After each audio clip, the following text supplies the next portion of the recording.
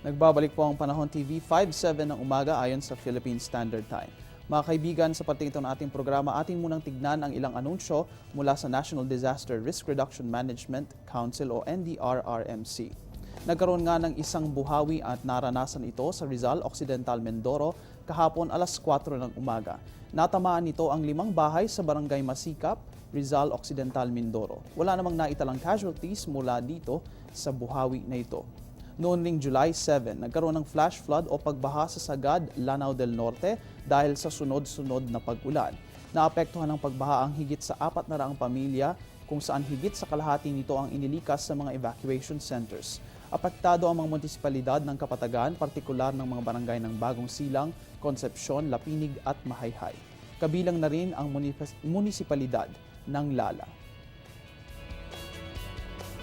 Sa ibang balita mga kaibigan, atin ngayong alamin kung ano na nga ba ang kondisyon ng mga pangunahing dam dito sa Luzon, ang Angat, Pantabangan at Magat. Unahin natin ang Angat Dam dito sa May Bulacan. Mula kahapon nagkaroon ng deviation na negative 0.20 meters ang tubig sa Angat at dahil negatibo, ibig sabihin ay bumaba ito ng bahagya. Ayon sa pinakahuling pagtala ng Pag-asa, mula 165.31 noong July 7, ito ay kasalukuyang nasa 165.11 meters at nananatili itong nasa low water level o less than 180 meters. Sunod naman sa ating update ang Magat Dam, isa sa mga pinakamalaki sa bansa na nagbibigay ng irrigation water at power supply dito sa Luzon. Kahapon, nagkaroon ng deviation na 0.16 meters ang tubig sa Magat at bahagya itong tumaas. Mula sa 162.92 meters noong July 7, ito ay kasalukuyang nasa 163.08 meters. Wala ring dapat ikabahala dahil nananatili naman itong ligtas at higit sa low water level na 160 meters.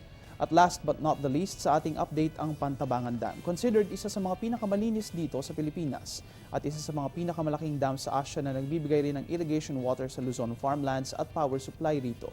Mula rin kahapon, walang deviation na natamo ang Pantabangan at nanatili itong ligtas na nasa 176.16 meters. Walang dapat ikabahala dahil ligtas nga ito at higit pa rin sa low water level na 171.50 meters.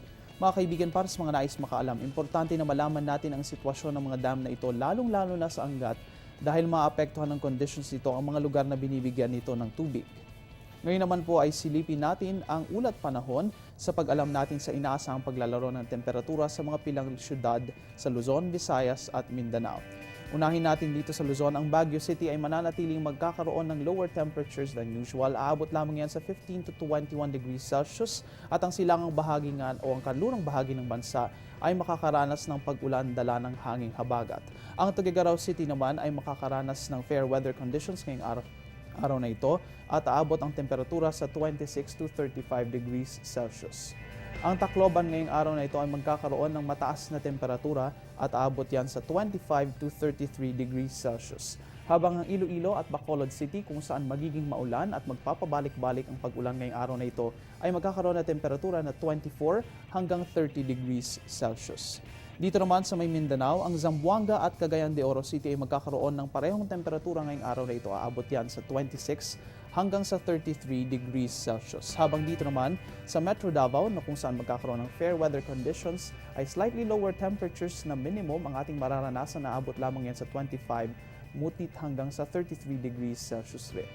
Magbabalik kami dala ang ilang impormasyon matapos ang ilang paalala.